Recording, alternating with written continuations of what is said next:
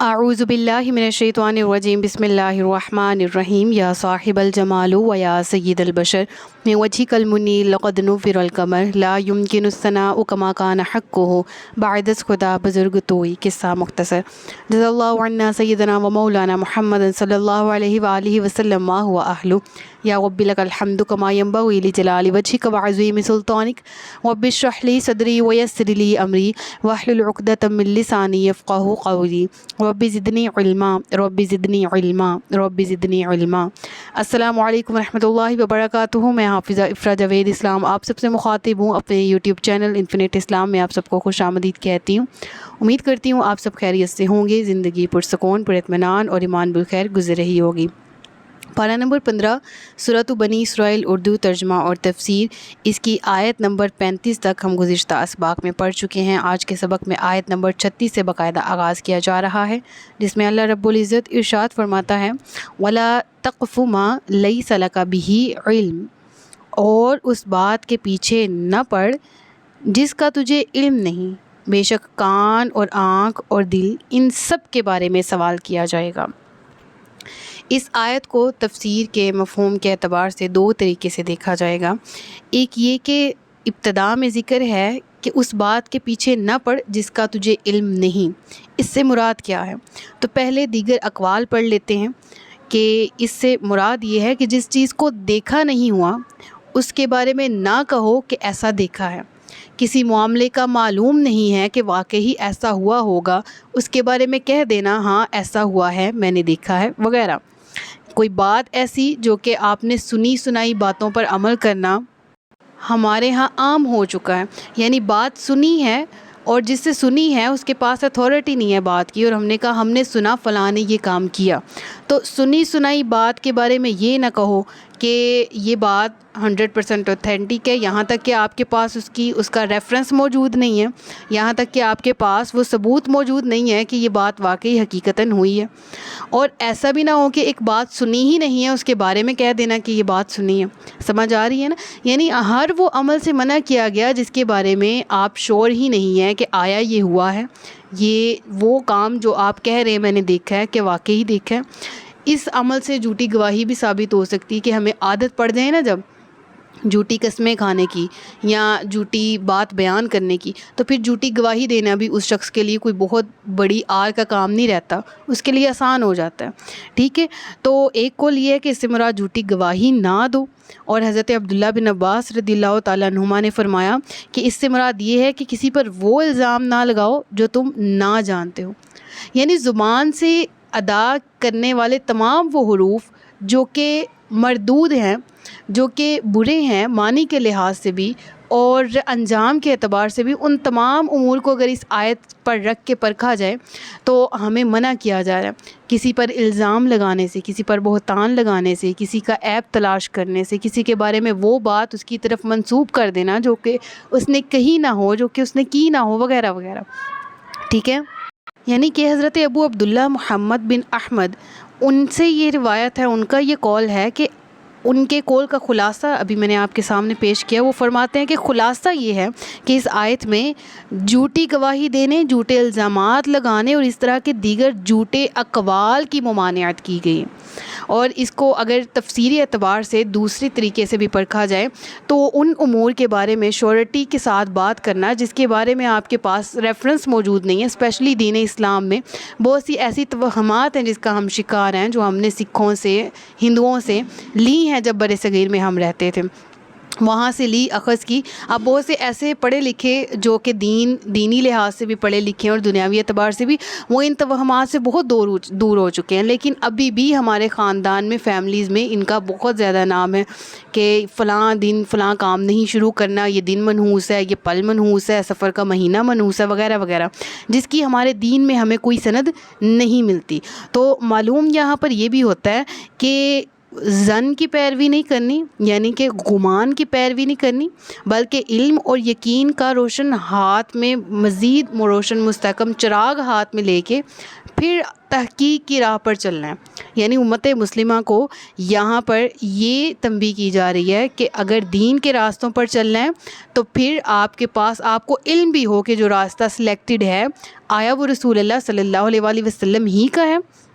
یعنی زندگی کے ہر قسم کے نشیب و فراز سے گزرتے جائیں، منزل کی طرف بڑھتے جائیں، قرآن کو تھامتے ہوئے، احادیث کو تھامتے ہوئے، ان کی پیروی کرتے ہوئے، اور ہر اس قول، ہر اس فعل کی جو کسی ولی کا ہے، کسی اللہ کے نبی کا ہے، انبیاء میں سے کسی کا ہے، اولیاء میں سے ہے، کہ جس کا معلوم ہو کہ یہ اس اولیاء کی سنت میں سے ایک سنت ہے اور اس طریقے کے یہ فوائد ہیں. نہ کہ یہ کہ ہم اندھا دھند اندھی تقلید کے پیچھے پڑ جائیں اور توہمات جیسی بری عادتوں کو اپنا لیں اور انہیں کو اپنی زندگی کا ایک شعار بنا لیں. ٹھیک ہے، تو اس سے منع کیا گیا. اب آیت کا جو باقی کا حصہ ہے نا، اس میں کیا ذکر ہے؟ ان السمع والبصر والفؤاد کل اولئک کان عنہ مسئولا. یعنی کہ یہ تمام اعضائے بدنی جن سے ہم کام لیتے ہیں، ان سب سے سوال کیا جائے گا، ان سب کے بارے میں ہم سے سوال کیا جائے گا. یعنی یہاں یہ بتایا جا رہا ہے کہ ملت کا ہر فرد اپنے تمام افعال، جو بھی افعال سر انجام دے رہا ہے، اس کے لیے اللہ تعالیٰ کے حضور جواب دہ ہے. اس کی دیکھنے کی قوت ہو، اس کی عقل و فہم کی صلاحیتیں ہوں، اس کے چلنے کی طاقت ہو، اس کے بات کرنے کی طاقت ہو، ہر ایک کے بارے میں سوال کیا جائے گا کہ یہ نعمت کو کب، کہاں اور کس طرح سے استعمال کیا. اور یہاں پر ایک باریک بات بھی ذہن نشین کر لینی چاہیے کہ ہم کبھی بھی کسی دوسرے کے قول یا فعل کا بروز قیامت خود کی ذات کے لیے ایکسکیوز پیش نہیں کر سکیں گے. یعنی کہ کوئی اور بے راہ تھا، کسی کی بے راہ روی، کسی کی بے اعتدالی ہمارے لیے اعمال صالح نہ کرنے کی وجہ نہیں بن سکتی، نہ یہ جواز بن سکتی. یعنی قرآن کریم میں بہت سی ایسی آیات بھی مینشن ہیں کہ بروز قیامت وہ کہیں گے ہمارے آباء و اجداد نے ہمیں بہکایا تھا، ہمیں شیطان نے بہکایا تھا، ہمیں تو فلاں شخص نے بہکایا تھا. تو کیا بہکنے والے سے پوچھنا ہی ہوگی کہ تم کیوں بہکے تھے؟ رب العالمین فرما رہا ہے میں نے نعمتیں تو تمام انسانوں کو برابر دی، قوت بصارت، قوت سمع، عقل و فہم اور شعور. ٹھیک ہے، اور پھر تم نے یہ نعمتوں کے حصول کے باوجود ان کا جائز استعمال نہیں کیا، اور اب تم سارا بلیم ڈال رہے اس پر جس کے تم پیروکار تھے، تو وہ بھی جہنم میں جا رہا ہے، تم بھی اس کے ساتھ جہنم میں جاؤ. لہٰذا علیہ اعوذ باللہ، اللہ تبارک و تعالیٰ نے ہر نعمت کے بارے میں سوال کرنا ہے اور ہم سے ہر عطا کردہ نعمت کے بارے میں پوچھا جائے گا. لہٰذا ہمیں ان کا جائز استعمال بھی کرنا ہے. نعمت کی شکر گزاری کے دو طریقے، ایک اس کا جائز استعمال کرنا، اور دوسرا یہ کہ زبان حال سے اللہ تبارک و تعالیٰ کی حمد و ثنا کرنا. تو ہمیں کامن تو یہ ہے کہ الحمدللہ ہم زبان سے ایسے کلمات ادا کرتے، اللہ کا شکر ہے، الحمدللہ میں نے نئی گاڑی خریدی ہے، یا الحمدللہ میرا فلاں کلاس میں ایڈمیشن ہو گیا. لیکن کیا ہے کہ مین یہ بھی ہے کہ زبان سے ادا کریں، اس کے ساتھ ساتھ یہ بھی مین پرپس ہونا چاہیے کہ جو بلیسنگ ہمیں ملی ہے، جو نعمت ہمیں ملی ہے، ہم اس کا جائز استعمال کیسے کریں، ہم دنیاوی طور پر کس طرح سے بہتر استعمال کریں، اور اخروی انجام کے اعتبار سے کیا اس کا انجام ہوگا، اس کو مد نظر رکھتے ہوئے ہی ہر نعمت کو استعمال میں لانا چاہیے. اس کے بعد اگلی آیت بہت زیادہ دل کو چھو جانے والی، اگر دل کی آنکھوں کو کھول کے سوچ کے سمجھ کے پڑھیں گے کہ رب العالمین فرما رہے وَلَا تَمْشِ فِي الْأَرْضِ مَرَحًا إِنَّكَ لَن تَخْرِقَ الْأَرْضَ وَلَن تَبْلُغَ الْجِبَالَ طُولًا، کہ زمین میں اتراتے ہوئے نہ چل، بے شک تو ہرگز نہ زمین کو پھاڑ دے گا اور نہ ہرگز بلندی میں پہاڑوں کو پہنچ جائے گا. اللہ اکبر. یعنی انسان کیا کر سکتا ہے؟ سورۃ الرحمن میں اس کا ذکر آتا ہے نا کہ یا معشر الجن والانس ان استطعتم ان تنفذوا من اقطار السماوات والارض فانفذوا لا تنفذون الا بسلطان، کہ اے جنوں انس کے گروہ، اگر تم طاقت رکھتے ہو کہ تم زمین کی وسعتوں سے باہر نکل سکتے ہو، تم زمین سے نکل کر کہیں جا سکتے ہو، تو تم جاؤ، تم کوشش کرو، لیکن جہاں تم جاؤ گے وہاں پر بھی اللہ کی ذات موجود ہے، تم بھاگ نہیں سکتے. اب اس آیت کو اگر اس مد نظر سے دیکھا جائے تو دیکھیں یہاں کیا مینشن ہے کہ تم اکڑتے کس وجہ سے ہو، تمہاری پیدائش کیا ہے، مٹی. تخلیق کے اعتبار سے بھی تمام انسانیت بالکل سیم ہے، اور موت بھی سب کو ایک جیسی آنی، قبر بھی سب کی ہے، آخرت بھی سب کی ہے. اور آخرت وہ جو مالک یوم الدین ہے، اس نے پھر کیا کرائٹیریا رکھا ہوا ہے اعمال کا، وہ بھی ہم سب پڑھ کے آ چکے ہیں۔ اب رب العالمین ذرا حقیقت حال پر غور کرنے کی طرف رب العالمین فرما رہا ہے، دعوت دے رہا ہے۔ وہ کیا کہ زمین پر کیوں اکڑ کے چل رہے ہو؟ اکڑ کس چیز کی ہے؟ نہ تو اس سے تم زمین کو پھاڑ سکتے ہو، نہ تم آسمان کو چھو سکتے ہو، نہ تم بلندیوں تک پہنچ سکتے ہو۔ یعنی کہ اللہ تبارک و تعالیٰ نے جتنا چاہا تمہیں جس طرح سے چاہا عطا کیا، اب تمہیں اکڑ گمنڈ غرور کس بات کا ہے؟ کیا یہ ساری چیزیں تمہاری اپنی ہیں؟ یعنی کہ ان الفاظ سے رب العالمین نے حقیقت حال کو عیاں فرمایا ہے کہ آج ان لوگوں کو دیکھ لو، جاؤ فرعون کی مثال قرآن سے پڑھو، قارون کی پڑھو، تم دیکھو گے تم سے زیادہ طاقتور، جاہو جلالت مرتبے کے لحاظ سے بڑے بلند عظیم ترین لوگ، آج ان کو قبور بھی میسر نہیں ہیں، ان کی ڈیڈ باڈی اس دنیا کے لیے نشان عبرت بن چکی ہیں۔ اور ایسے تم کئی چلتے پھرتے اس طرح کے لوگ دیکھتے ہو جو لاکھ پتی ہیں، کروڑ پتی ہیں، جو تمہاری نظروں کے سامنے ہی چل پڑے۔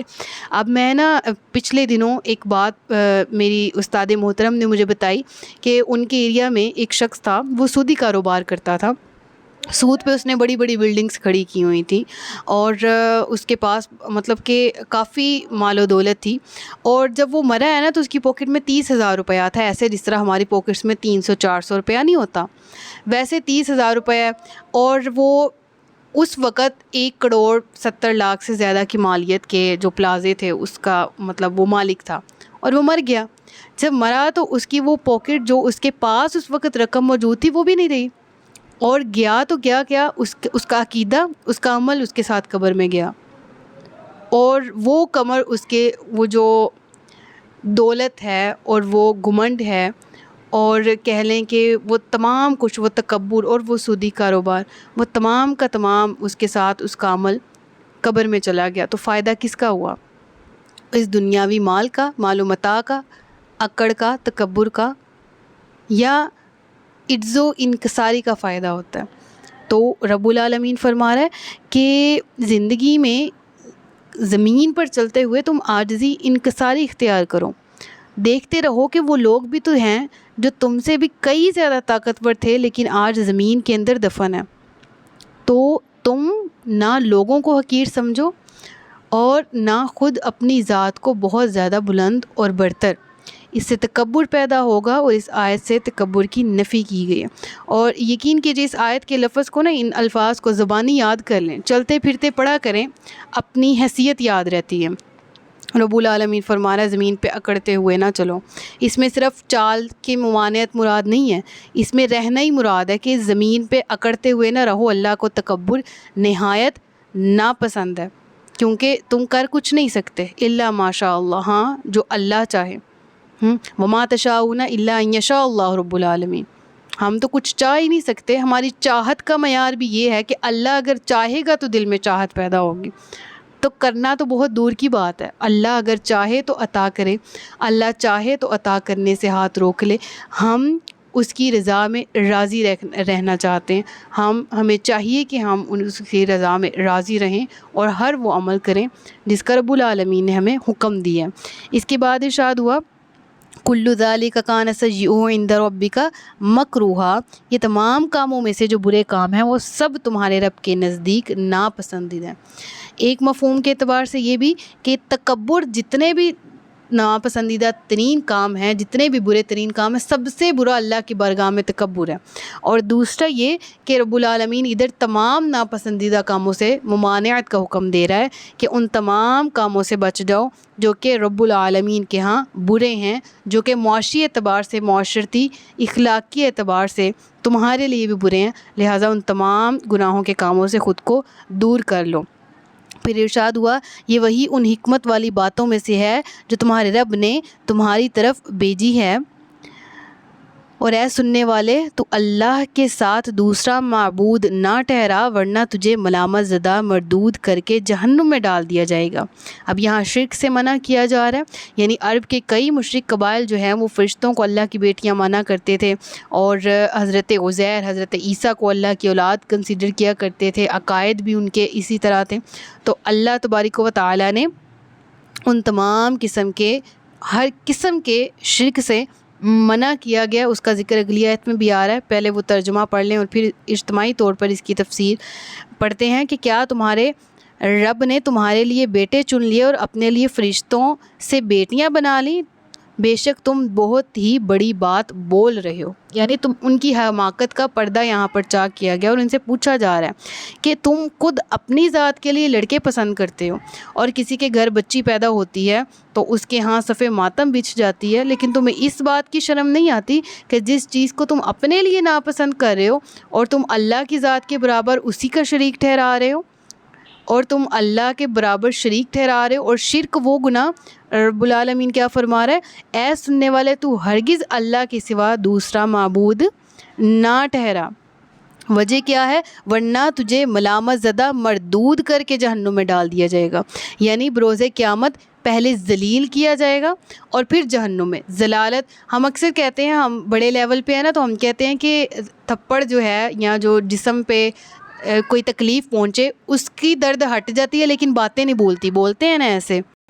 تو ہم میں سے اکثر کا طرز عمل یہ ہے کہ ہم کہتے ہیں کہ جو ذلت ہے وہ سب سے بری چیز ہے، جسم پر کوئی تکلیف پہنچے تو اس کا زخم بھر جاتا ہے، لیکن ذلت اگر کوئی آپ کی تذلیل کرے یا آپ کو برا بھلا کہے تو وہ الفاظ نہیں بولتے۔